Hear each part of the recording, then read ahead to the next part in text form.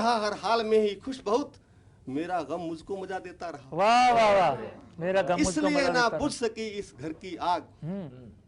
आप भी जानते हैं, मैंने 2 लाइनों में कहने की कोशिश की है।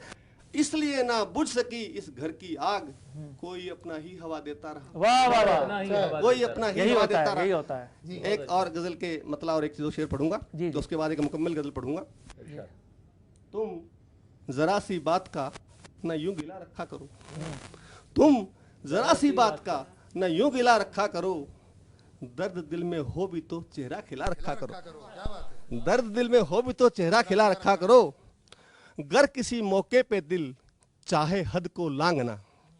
शेर देखिए, गर किसी मौके पे दिल चाहे हद को लांगना, आप उस मौके भी हद से फासला रखा करो। आप उस मौके भी हद से फासला रखा करो। और एक और शेर का वानगी देखिए कि भीड़ की भी एक अलग है अहमियत इस दौर में।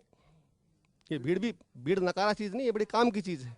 भीड़ की भी एक अलग है अहमियत इस दौर में, है जरूरी साथ अपने काफिला रखा करो। है जरूरी साथ अपने काफिला रखा करो। और एक और जिंदगी में जो हम रोज महसूस करते हैं कि दूरियों से ही गलतफहमी की गुंजाइश है दोस्त। दूरियों से ही गलतफहमी की गुंजाइश है दोस्त, मिलने जुलने का बराबर सिलसिला रखा करो। मिलने जुलने का बराबर सिलसिला रखा करो। आज के इस दौर में जहां भ्रूण हत्या की हर जगह चर्चा हो रही है, मुझे बचपन का एक किस्सा याद आता है। जब हमारे पड़ोस में एक व्यक्ति को बहुत सारे पुत्र हुए और बेटी नहीं होने की वजह से वो परेशान था, और जब बेटी हुई तो मिठाई बांटी गई। ये वो जमाना था जिसकी बात करते हुए आज अजीब लगता है, लेकिन ये सच है। और इस वाकये से मैंने इस गजल का मतलब लिया और उसके कुछ शेर पढ़ूंगा कि बेटियों के जन्म पर जब बांटते थे बर्फियां, जब गुड़ बढ़ता था जब वास्तव में, लेकिन शायर हूं मैंने इस्तेमाल किया। बेटियों के जन्म पर जब बांटते थे बर्फियां, किस जमाने की भला तुम बात करते हो मियां। कि जो कमाया दर्द चेहरे की बही में लिख लिया, जो कमाया दर्द चेहरे की बही में लिख लिया, उम्र भर की है जमा पूंजी हमारी झुर्रियां। उम्र भर की है जमा पूंजी हमारी झुर्रियां। और शेर देखिए, छीन कर उनसे उन्हीं के आंगनों की धूप को, छीन उन्हीं के आंगनों की धूप को, और बांटते हैं लोग जाकर झुग्गियों में जर्सियां। बांटते हैं लोग जाकर झुग्गियों में जर्सियां। और घट गई बीनाई या फिर आईनों पे गर्द है, घट गई बीनाई या फिर आईनों पे गर्द है, इसलिए दिखती नहीं हमको हमारी खामियां। अच्छा है, बिल्कुल। इसलिए दिखती नहीं हमको हमारी खामियां। और थी सलामत सब जड़ें तो फिर हरा वो हो गया। थी सलामत सब जड़ें तो फिर हरा वो हो गया। कब शजर सूखा है केवल काटने से टहनियां। कब शजर सूखा है केवल काटने से टहनियां। और एक अंतिम गजल के रूप में 2 अगर समय इजाजत दे। मुझे कुछ याद आ गया कि हम सदा मुस्कुराते रहते हैं, आपको भी हंसाते रहते हैं। आपको क्या खबर कि हम ऐसे दर्द अपने छुपाते रहते हैं। ठीक है ना। क्या बात, डॉक्टर साहब को फिर सुनेंगे, लेकिन जापान से आने वालों को भी सुन लेते हैं। ठीक है, आपकी इजाजत तो सुनिए। बहुत बहुत आभार विद्यार्थी जी। सभी का सबसे पहले आपने मौन के बारे में कहा, उन्होंने भी कहा, तो चंद लफ्ज मौन के। एक खामोशी थी उसे भी खरीद लिया, एक मौन था वो भी बिक गया। दिल तो पहले से ही बिका हुआ था, दिल तो पहले से ही बिका हुआ था, अब सांसों का मोल लगा रहे हैं। मुर्दों के शहर में लाशों की बोली लगा रहे हैं। लाशों की बोली लगा रहे हैं। और ये छोटी सी कविता है, जैसे 2 महिलाएं बैठी हों। आजकल तो फ़ोन हो गए हैं, तो घर घर जाना नहीं पड़ता, तो फ़ोन पे ही उनकी आदत तो जाएगी नहीं, तो उस पर एक कविता लिखी है छोटी सी। फ़ोन किया एक सखी ने अपनी दूसरी सखी को। नहीं नहीं नहीं अरे ये सुन रही है ना, चला थोड़ी चुगली करे कुछ। भारतीय परंपराओं को, भारतीय संस्कारों को जीना ही तो इनकी खासियत है। मैंने कहा ना कि दिल की बातें इनकी किताब का नाम है, पर दिल्ली की बातें जापान में भी साथ रहती हैं भाई। क्या बात है।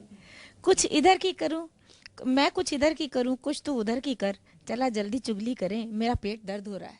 वाह वाह वाह।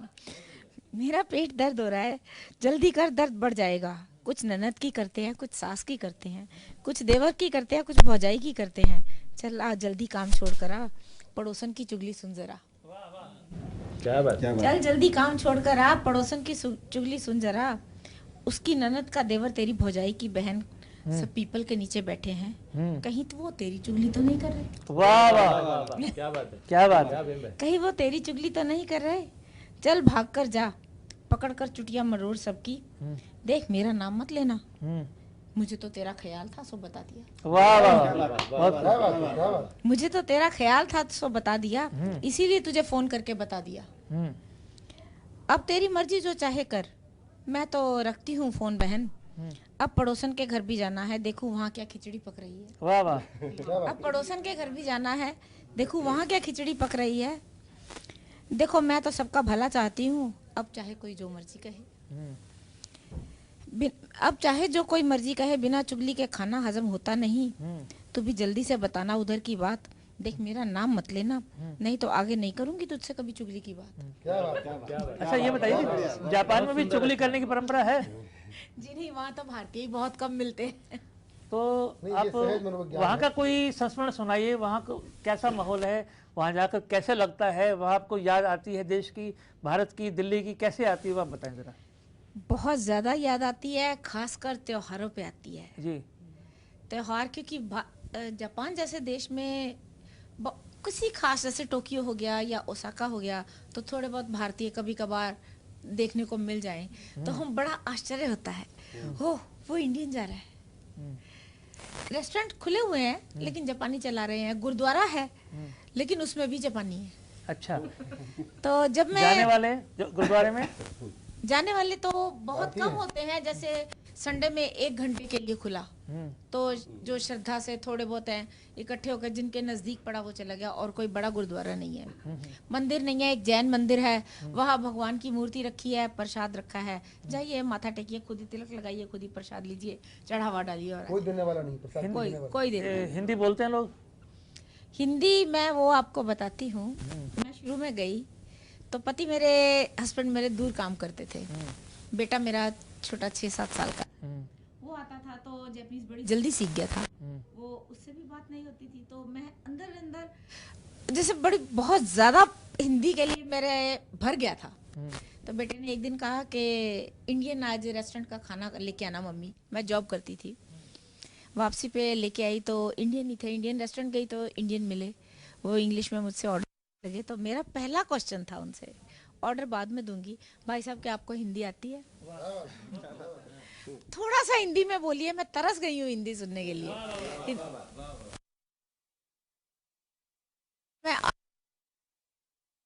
मैंने कहा दिल्ली की हूँ, वो भी दिल्ली, लेकिन मैंने कहा फिर आपस में तो हम हिंदी बोले।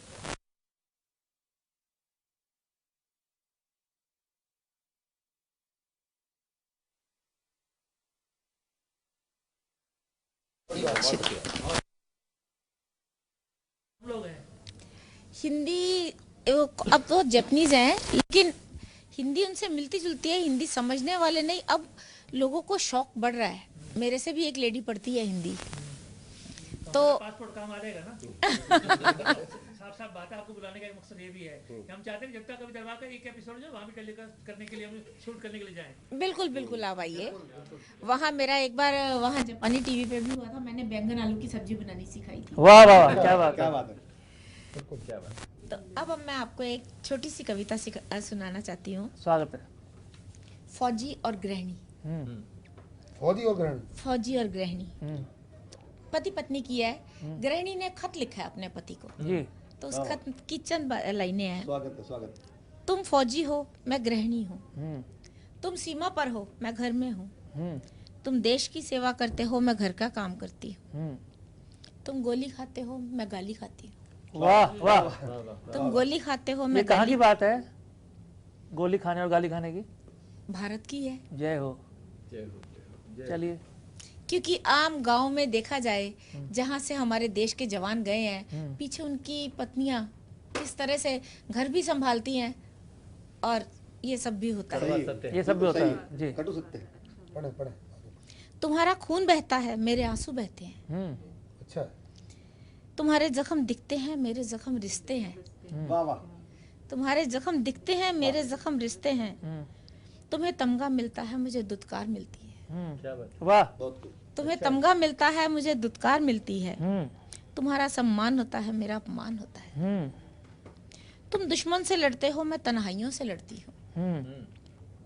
तुम अपनी सीमा में रहते हो, मैं अपनी सीमा में रहती हूँ। तुम निस्वार्थ सेवा करते हो, मैं भी निस्वार्थ काम करती हूँ। ये फिर तुम में और मुझ में अंतर क्या? फिर तुम में और मुझ में अंतर क्यों? वाह, अच्छा सवाल है। फिर तुम ही बताओ, अब मैं क्या करूं? तुम्हारी बात तो सब सुनेंगे, मुझे कोई नहीं पूछेगा।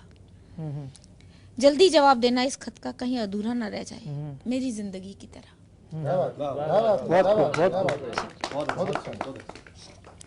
बहुत अच्छी संवेदनाएं कविताओं में। शुक्रिया। कुछ और पढ़ेंगे? अगर आपकी इजाजत हो तो। नहीं, आप हमारे आज के मुख्य अतिथि हैं। आप चाहें तो आप ही सुनाते रहे, हम सुनेंगे। तो एक रचना और सुनाएं, एक रचना और पढ़े जी। ये आजकल जो भ्रूण हत्या हो रही है, जी जी, उस पे है। स्वागत। कविता का शीर्षक विष बेल है। मुझे विष बेल क्यों समझ लिया माँ? मैं तो एक कोम्पल थी तेरे तन की, क्यों उखाड़ फेंका मुझे फिर तूने मुझे माँ। क्या तुझे मैं विष बेल सी लगी? जी। मैं तो तेरे अंतर में उपजी, तेरे जैसी, तेरा रूप। मैं तेरा ही रूप थी माँ। जब मैंने तेरी कोख में आने की कोशिश की, तूने मुझे उखाड़ फेंका माँ। एक बार बाहर आने का मौका तो दिया होता जी, तो देखती माँ। मुझसे ज्यादा तेरा दर्द कोई ना समझता। अच्छा। मुझसे ज्यादा तेरा दर्द कोई ना समझता, क्योंकि जब जब मुझे उखाड़ा गया तेरी कोख से, जितना दर्द मुझे हुआ माँ, उससे कहीं ज्यादा दर्द तुझे हुआ। बिल्कुल। उससे कहीं ज्यादा दर्द तुझे हुआ माँ। मेरे आंसू तो बह ही नहीं पाए, लेकिन तूने छिप छिप कर जाने कितने तकिए भिगोए। छिप छिप कर जाने कितने तकिए भिगोए। बस एक बार हिम्मत करके देखती तो माँ, ये विष बेल तेरी अमर बेल बन जाती माँ। वाह वाह वाह वाह वाह, बहुत खूब। क्या बात है रमा जी, बहुत अच्छा है, बहुत अच्छा है। विद्यार्थी जी, मैं कुछ कहना चाहता हूँ, इससे पहले आप कुछ कहें कि जब गुरु तक हो गए हैं स्वार्थी, तो इस समस्या का निवारण करेंगे विद्यार्थी। तो विद्यार्थी जी, आपके सौगात, आपको मुबारक हो।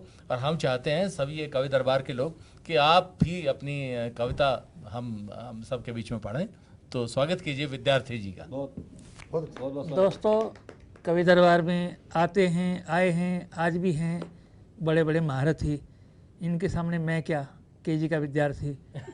चलिए, अब आदेश हुआ है, मैंने आपको पहले ही बताया था कि ये प्रोफेसर हैं और मैं विद्यार्थी, तो बात तो माननी पड़ेगी।